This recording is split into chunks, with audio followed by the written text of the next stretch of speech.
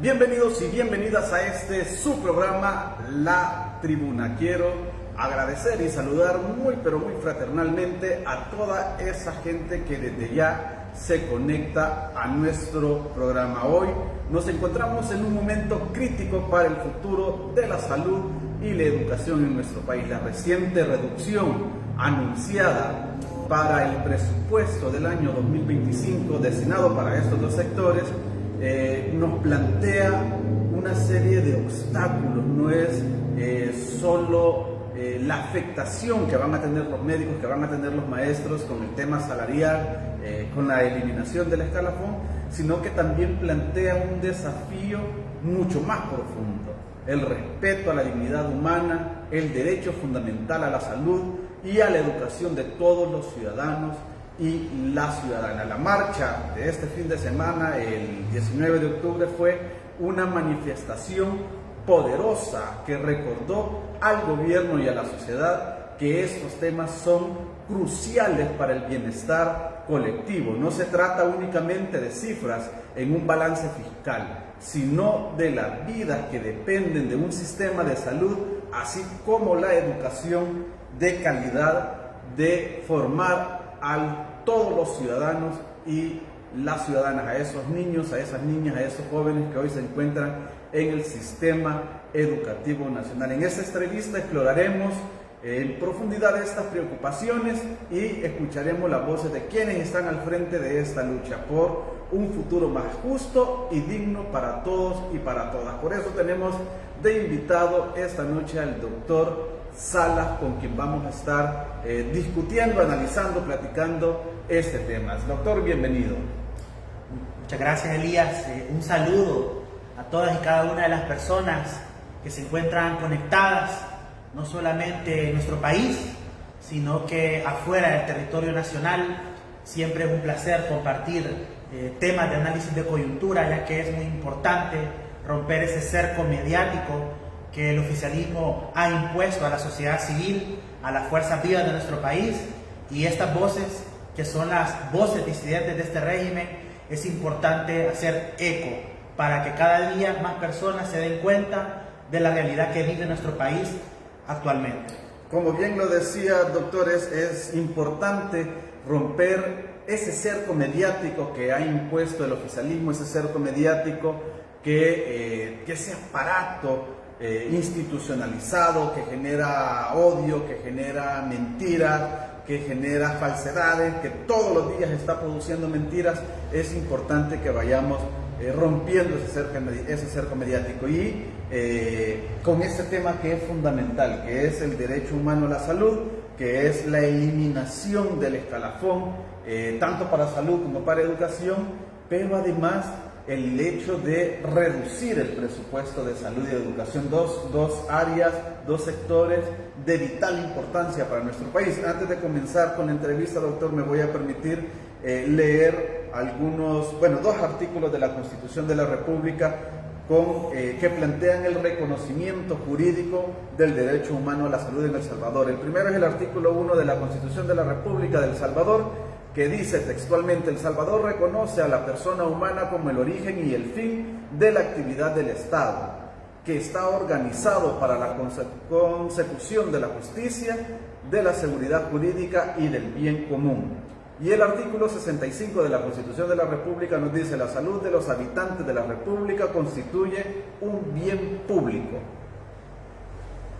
El Estado y las personas están obligadas a velar por su conservación y restablecimiento. Quería leerles estos dos artículos de la Constitución de la República. Sabemos que al oficialismo le importa poco o nada la Constitución. De hecho, la reelección en este país está prohibida por Constitución y sin embargo les importó poco o nada. Pero siempre es importante que la población tenga los elementos jurídicos constitucionales del por qué el derecho humano a la salud.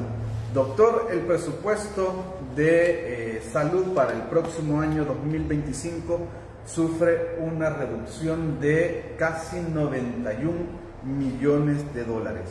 ¿Cuál es el impacto que tiene o que puede tener esta reducción en el presupuesto en el área de el Sistema Nacional de Salud? Esta reducción de 90.8 millones de dólares al presupuesto de salud tiene un impacto negativo en la capacidad instalada del Estado para poder brindar atención médica de calidad a donde se necesite. Lamentablemente, esta reducción tiene un efecto negativo, ya que en cada uno de los niveles de atención se va a ver mermada la capacidad económica, la capacidad operativa, tanto en el primer nivel de atención, que es el encargado de brindar esa atención médica en la comunidad, tanto en el segundo nivel de atención, que tenemos aproximadamente 31 hospitales en la red pública de salud, que van a ver disminuida su capacidad de respuesta, y por supuesto el tercer nivel de atención, esos hospitales insignia, Hospital Nacional Rosales, Hospital Nacional Blum, nuestro Hospital Nacional de la Mujer. Cada uno de los sectores se va a ver afectado, ya que con una reducción económica viene el consecuente desabastecimiento, no solamente de medicamentos, sino que también de insumos para realizar procedimientos que en el día a día son tan necesarios, como practicar diálisis a nuestros pacientes renales, practicar cirugías electivas, cirugías de emergencia. Es lamentable que en el primer nivel de atención vayamos a tener un desabastecimiento de medicamentos, cuestiones tan elementales como el medicamento para la diabetes, para la hipertensión, que son el día a día de nuestra población. Nosotros tenemos una población con enfermedades crónico-degenerativas en un gran porcentaje, sobre todo en adultos mayores, en personas que tienen más de 30, 40, 50 años, y que sin ese medicamento ellos no pueden tener una calidad de vida. También en el caso de la planificación familiar y en el manejo de enfermedades como el síndrome de ovarios poliquísticos, es lamentable que haya establecimientos de salud. Esto me consta, he recibido denuncias de parte de la población, un desabastecimiento de anticonceptivos orales que son para el manejo de estas patologías, no hay en los establecimientos de salud. Es irrisible que insumos tan elementales como sondas, el mismo oxígeno para controlar un paciente que va a ser referido al segundo nivel de atención, haya unidades de salud no solamente en el área rural, sino que también en el área metropolitana de San Salvador, donde no se cuenta con ese recurso que es indispensable. Es preocupante este tema, y ahora que lo mencionas, bueno, ya en programas anteriores hemos hecho referencia a estas denuncias de cómo actualmente hay hospitales que carecen de algunos medicamentos que son esenciales, son fundamentales para tratar esas enfermedades que ya mencionabas, y ahora con la reducción entonces del presupuesto eso se va agudizando. Es correcto, y hay un elemento que tenemos que tener muy presente, que es el tema de la prevención y la promoción de la salud. Se necesita de recursos económicos, se necesita de personal que ejecute estas acciones de prevención y promoción de la salud. Si nosotros reducimos el presupuesto para salud, se reduce la capacidad de los establecimientos para brindar estos servicios. La prevención es fundamental. Es gracias a la prevención que nosotros podemos detener enfermedades tales como el dengue, todas aquellas enfermedades infectocontagiosas que nos pegan fuerte, y después requerimos de más recursos económicos, pudiendo haber detenido esa amenaza a través de la prevención y la promoción. La desarticulación de los ECOs va en esa sintonía. El ECO familiar formó parte de la reforma de salud impulsada por los gobiernos del FMLN, cuyo pilar fundamental era la prevención y la promoción de la salud, ya que con acciones relativamente económicas se puede tener un gran impacto en la población. Hoy todo eso ha sido desmantelado por parte de las autoridades de salud, y con esta reducción del presupuesto lo que podemos esperar es que haya menos capacidad de parte de las instancias que brindan servicios de salud de poder ejecutar esa prevención y promoción, y pues lamentablemente esto se va a traducir en el aumento de enfermedades infectocontagiosas. Ya mencionamos el dengue, que nos pegó muy fuerte en este invierno. También puede haber un aumento de enfermedades respiratorias, de enfermedades gastrointestinales, que se pueden prevenir a través de eso, de la prevención y la promoción de la salud, que se va a quedar sin recursos económicos para poder ejecutarse. Es interesante, y ahora que lo mencionaste, igual lo discutíamos en en un programa anterior el tema ese de haber eliminado los ecofamiliares, que era un sistema de prevención de enfermedades. Por supuesto que para cualquier persona, ciudadano o ciudadana en ese país, siempre va a ser mejor prevenir una enfermedad que irse a atender a un hospital. Pero para el sistema de salud también significa, en términos económicos, menos caro o más barato prevenir enfermedades que estarlas curando. Es correcto, la prevención es fundamental, y la filosofía del trabajo de las autoridades de salud va encaminada a desmontar todo lo que tiene que ver con el tema de la prevención. Esto se traduce en un aumento de los costos, y hoy, con esta reducción del presupuesto, esos costos van a ser insostenibles por parte de la red pública de salud. Nuestras unidades de salud van a estar desabastecidas, nuestro segundo nivel de atención no va a tener la capacidad de atender todas aquellas personas que son referidas por el primer nivel de atención, y no se diga el tercer nivel, que son los hospitales especializados, que no van a poder contar con los insumos, los medicamentos para atender esa demanda cada vez más creciente, producto de abandonar esa estrategia que iba encaminada a reducir esas enfermedades que a través de la promoción de la salud se pueden mermar de forma significativa. Es lamentable realmente que estas acciones que hace el Estado en detrimento de la salud de los ciudadanos, porque la salud, como ya lo mencionaba en un primer momento, es un derecho que está plasmado en nuestra Carta Magna. La salud no es un capricho, no es una cuestión que tengamos que elegir de manera aleatoria, sino que es una cuestión que debe de priorizarse, porque es en la salud que podemos beneficiar a la población, y la población saludable es una población productiva, una población que aporta a la economía de nuestro país y que fortalece a la nación. Ese es otro de los temas que creo que es importante analizar. Una sociedad que tiene una atención médica de calidad, entonces puede ser más productiva para la sociedad. En detrimento, una sociedad que no tiene una calidad de salud o una atención de salud adecuada tiende más a enfermarse, por lo tanto tiene su impacto en la economía nacional. Es correcto. La economía de nuestro país se encuentra en una clara recesión, el costo de la vida asciende cada vez más y muchas personas no tienen la capacidad de ser productivas porque adolecen una serie de padecimientos que no pueden ser controlados en el sistema público de salud. Tenemos tantos pacientes que viven con diabetes, con hipertensión, estos no son controlados, se vienen las complicaciones inherentes a estas enfermedades por falta de respuesta del Sistema Nacional de Salud. ¿Y esto en qué termina? Termina en que el paciente diabético pierde sus extremidades, en que el paciente hipertenso pierde el funcionamiento de sus riñoncitos. Hemos tenido denuncias, por cierto, que en los hospitales del occidente del país, en el hospital de Sonsonate, no hay una capacidad instalada de poder atender a los pacientes con enfermedad renal crónica, que necesitan terapia de sustitución renal, y que ellos deben de desplazarse al Hospital San Juan de Dios en Santa Ana, y esto que implica un aumento en el costo de la atención en salud para aquella población que generalmente es la más vulnerable, la gente que vive en el empleo informal, la gente que no tiene acceso a salarios dignos.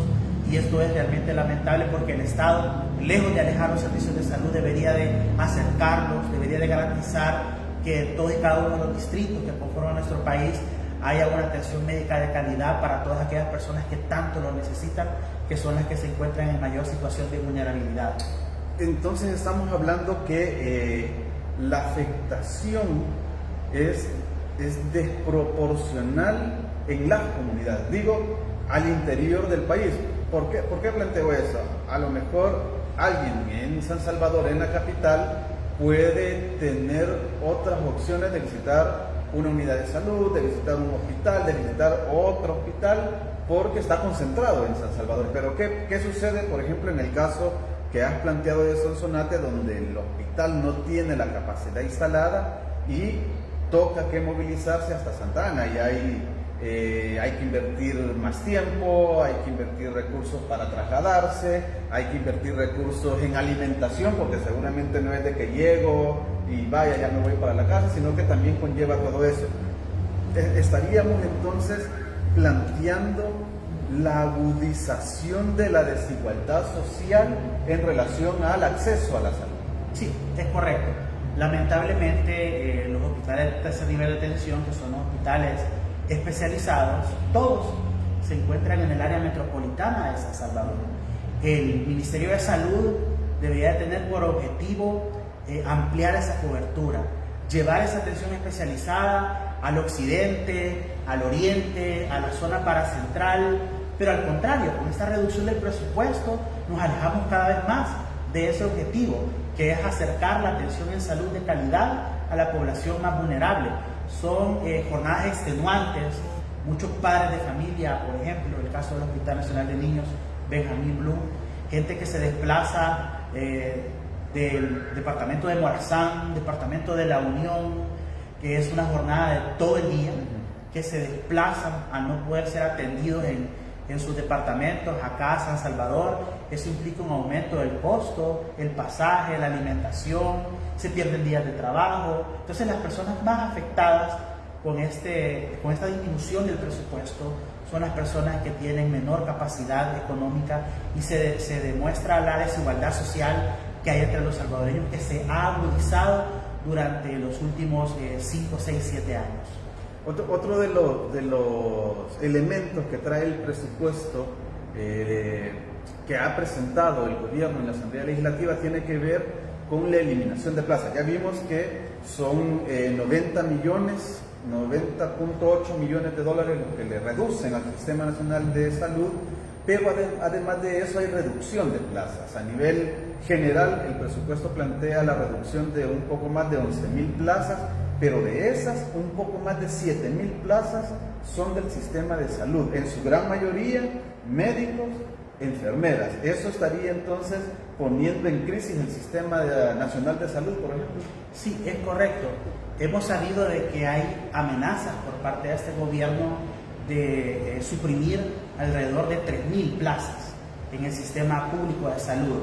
Esto reduce aún más la capacidad del Estado para poder solventar las necesidades de salud de la población. Son técnicos, son licenciados, son doctores, son personas que están preparadas, calificadas para poder brindar una atención de calidad, y toda esta gente que durante años se ha formado, se ha capacitado para atender a la población. Acá tenemos especialistas que no tienen nada que envidiarle a los profesionales de la salud de cualquier latitud de este continente, muy capaces, y hay una amenaza hacia esas personas de suprimir sus plazas y por lo tanto disminuir la capacidad del Estado para brindar esa atención en salud. Entonces estamos hablando, doctor, bueno, primero lo que ya planteábamos de reducir el presupuesto al Sistema Nacional de Salud. Segundo, la eliminación de plazas, un poco más de 3.000 plazas, entre ellos la gran mayoría son médicos, son doctores, enfermeras, hombres, mujeres. Y el tercer elemento que conlleva el proyecto del presupuesto es la eliminación del escalafón.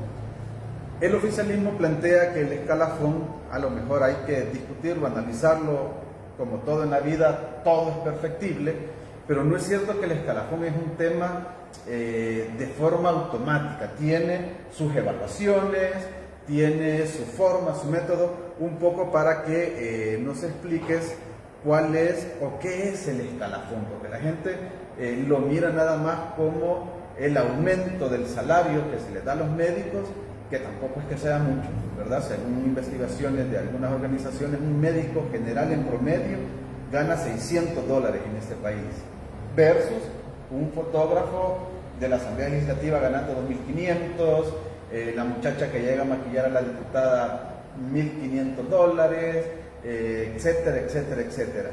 Y aquellos a los que llamamos héroes en la pandemia, hoy los vemos como villanos porque salieron a marchar el fin de semana, como villanos porque les eliminamos el presupuesto, como villanos porque los vamos a despedir, como villanos porque les eliminamos el escalafón. ¿Qué es el escalafón, doctor? El escalafón es una conquista de la clase trabajadora. El escalafón es un aliciente para todos aquellos profesionales de la salud que se incorporan al ministerio. Gracias al escalafón es que estas personas que entran ganando salarios paupérrimos, de hablar las cosas tal cual son, tú te has preparado durante muchos años, te has tecnificado, te has especializado, y cuando tú entras al ministerio, entras ganando un salario modesto.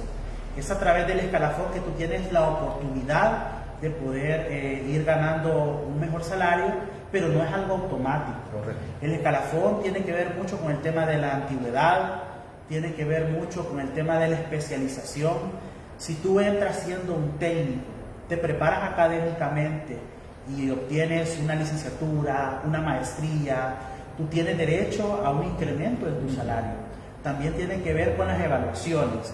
Todos y cada uno de los profesionales de la salud que laboran en el ministerio, de manera periódica se le realizan evaluaciones para medir su capacidad, para medir la producción, cuántas pacientes atiende, cuántas campañas preventivas o de promoción de la salud se han ejecutado, qué impacto ha tenido esto en la población de la comunidad, y todo eso en conjunto a uno lo hace acreedor del escalafón. No es una cuestión automática.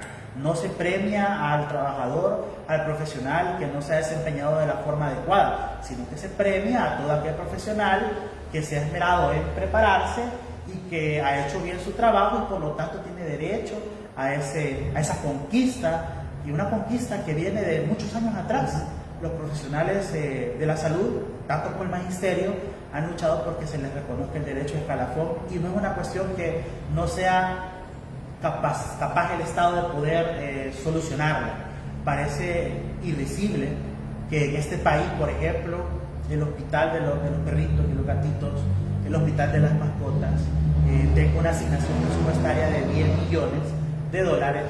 Ese es un presupuesto superior al de 16 de los 31 hospitales que conforman el sistema público de salud. O sea, recursos hay.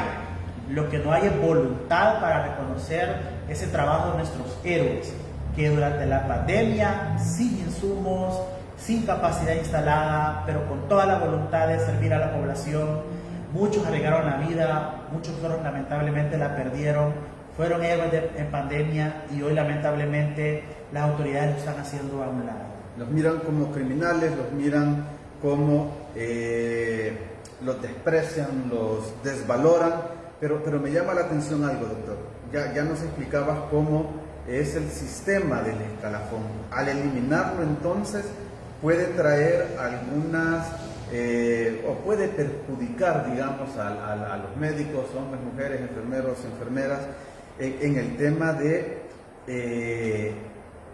que se pueda llegar a ser selectivo a quién se le da una plaza o no, o puede llegar a ser selectivo a quién se le da un aumento salarial o no. Digo porque en este gobierno nos ha venido acostumbrando a que quienes están cerca del clan Bukele, a quienes están cerca de la familia Bukele, a eso se les premia, independientemente de su formación académica, independientemente de su capacidad, independientemente si hace o no hace su trabajo, ¿verdad? Ahí vemos salarios como el del BCR con $41,000, vemos salarios de ministros o ministras que no aparecen por ningún lado con salarios de $5,000, $7,000, $10,000. Lo menciono porque no es una simple ocurrencia, ya lo hemos visto en este gobierno. Entonces, con la eliminación del escalafón, cabe la posibilidad de que al entregar plazas, por ejemplo, a médicos, o al decidir a quién se le aumenta o no, se haga de forma selectiva en relación a quién es mi amigo o no, o quién me cae bien o no, o quién apoya a mi partido o no. Sí. Con la pérdida del escalafón, lo que va a pasar es eso precisamente, de forma selectiva, a aquellas personas que tengan algún tipo de vinculación con el oficialismo, se les pueden dar salarios onerosos, en contraposición con aquellas personas que se han ido formando, esas personas que se han ido especializando, que han ido sumando años dentro de las instituciones de gobierno, en este caso el Ministerio de Salud. Se pierde esa capacidad de seguir ascendiendo, y se va a premiar a todas aquellas personas que tengan algún tipo de vinculación con la familia Bukele o con el oficialismo, ¿verdad? Es lamentable también mencionar de que, habiendo muchos profesionales de la salud en nuestro país muy capaces, como te decía en un primer momento, Nuestro país no tiene por qué envidiar a ningún especialista en cualquier latitud de este continente, Latinoamérica, Estados Unidos, Canadá. Aquí hay gente muy capaz y es lamentable que las autoridades de salud anden ofreciendo puestos laborales en otras latitudes. Hemos escuchado denuncias que en Argentina, en Costa Rica, en Colombia se han pagado publicidades haciendo el llamado a profesionales de la salud de otras latitudes a que vengan a trabajar a nuestro país con salarios muy por encima de los que al día de hoy ganan nuestros profesionales y teniendo las mismas capacidades, tanto los colegas de Sudamérica como los colegas formados acá en nuestro país. Y a saber qué otro tipo de beneficios más, como todo en este gobierno es oculto y es oscuro, a saber qué otros beneficios más estarán ofreciéndole a estas gentes, a estos médicos, ¿verdad?, de otros países, que no es que sean malos, pero los del país también son buenos. Aquí hay buenos médicos, hombres, mujeres, enfermeras, enfermeros, que saben hacer su trabajo y lo hacen de todo corazón. Lo vimos en la pandemia, como ya lo mencionabas.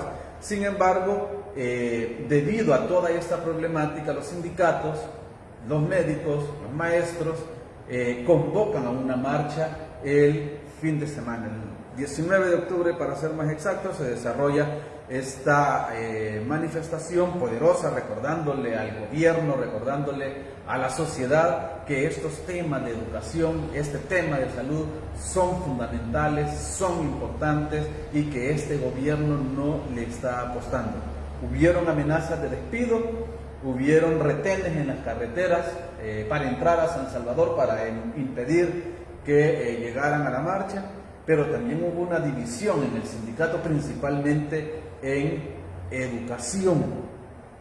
Sindicatos que se arrodillaron, sindicatos que agacharon la cabeza ante el régimen y que intentaron por todos los medios posibles desmontar esta marcha. De hecho, la jefa de gabinete, Recinos, intentó y les dijo: detengan la marcha, y hizo sus ofrecimientos ahí para que los maestros no salieran a marchar.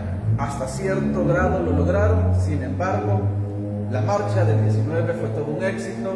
Los médicos, hombres, mujeres, salieron a marchar y exigieron su legítimo derecho. ¿Qué impresiones te deja entonces la marcha de este 19 de octubre? La historia de nuestro país parece ser cíclica. Hace poco más de 20 años, el gobierno neoliberal de Flores Pérez arremetió contra el sector salud. Hoy, el régimen del señor Bukele vuelve a arremeter contra el sector salud. La marcha de este fin de semana fue muy positiva, ya que los profesionales perdieron el miedo, salieron a las calles a denunciar toda una serie de atropellos que se vienen dando desde los últimos meses, no solamente el tema económico, sino también la disminución de la capacidad del Estado de poder brindar atención, el desabastecimiento, procesos que no se resuelven del todo, como la construcción del Hospital Nacional Rosales, una serie de situaciones irregulares que se han venido dando durante los últimos meses. Hoy, este fin de semana, el gremio médico y también el magisterio salieron a la calle y dieron una demostración de fuerza. Demostraron de que no hay miedo al régimen, demostraron que hay muchas falencias, tanto en el sistema de salud como en la educación de nuestro país, y que hay que alzar la voz para poder cambiar esta realidad. Fueron miles de profesionales los que se abocaron a las principales calles de San Salvador a exigir por parte de este gobierno una respuesta, una solución a los problemas que se dan en el día a día, tanto en las escuelas como en los hospitales. No es cierto lo que el gobierno quiere hacer ver, que el sistema de salud es uno de los mejores de la región. Sí, tenemos muy buenos profesionales, pero estos profesionales carecen de recursos, carecen de los equipos, de los insumos necesarios para ejercer su profesión de la mejor forma. También en el magisterio tenemos muy buenos docentes. Lamentablemente las escuelas se están cayendo a pedazos, lejos de construirlas, están amenazando con desmantelarlas. El caso emblemático de los centros escolares del Centro Histórico de San Salvador. Esto fue una demostración de parte de la sociedad civil, porque es un movimiento que nace de la sociedad civil. son las fuerzas vivas de nuestro El Salvador las que se manifestaron este pasado sábado y demostraron de que en este país hay muchas cosas que cambiar y hay que denunciarlas para que sea posible una realidad diferente, una realidad en la que podamos tener servicios de salud y educación de calidad. Imagínese la barbarie de demoler una escuela, específicamente el Centro Escolar República de Argentina, ubicado en el centro histórico de San Salvador. Hay que ser descabezado, hay que ser extremadamente torpe para demoler una escuela y convertirla en un parqueo. Eso no tiene nombre. Como ya planteábamos, hubieron amenazas de despido a todos aquellos que salieran a marchar este fin de semana. Se arrodillaron varios sindicatos, y lo voy a decir con nombre y apellido porque aquí somos responsables con lo que decimos. Andes 21 de junio, Simeduco, bases magisteriales se vendieron al oficialismo, intentaron desmontar la marcha del 19 de octubre, pero hubo un sindicato valiente, fuerte, que salió a dar la cara, y me refiero al Frente Magisterial, encabezado en esta marcha del 19 de octubre por la profesora Idalia Zúñiga, a quien queremos expresar nuestras muestras de solidaridad y queremos enérgicamente rechazar, condenar y denunciar los atropellos que está cometiendo el oficialismo a través de su operador político, como lo denuncia Idalia en un video ese día, a su operador político en la Departamental de Educación de San Salvador, quien llegó a despedirla sin justificar absolutamente nada, sin realizar el debido proceso. El sistema o el magisterio tiene un proceso de cómo poder despedir a un maestro o una maestra, y tienen incluso hasta se llaman los tribunales de la carrera docente, donde se presenta el escrito y ahí se evalúa, ahí se analiza. Sin embargo, este día han llegado de la Departamental de Educación de San Salvador a despedirla sin justificación alguna, y por eso queremos solidarizarnos con ella y queremos, como ya lo decía, condenarlo de la forma más enérgica. Este es un gobierno cobarde que no puede aceptar los señalamientos y las críticas que le hacen en este caso los maestros, las maestras, médicos y los que salieron a marchar este 19 de octubre, doctor. Sí, lamentamos la persecución política de parte del Estado salvadoreño contra todas aquellas personas que manifiestan su disconfort con las políticas que implementa el Estado. No es posible que se esté limitando la libertad de expresión, no es posible que se esté limitando el derecho a manifestarse en contra de todos aquellos atropellos que en el día a día vive nuestro país.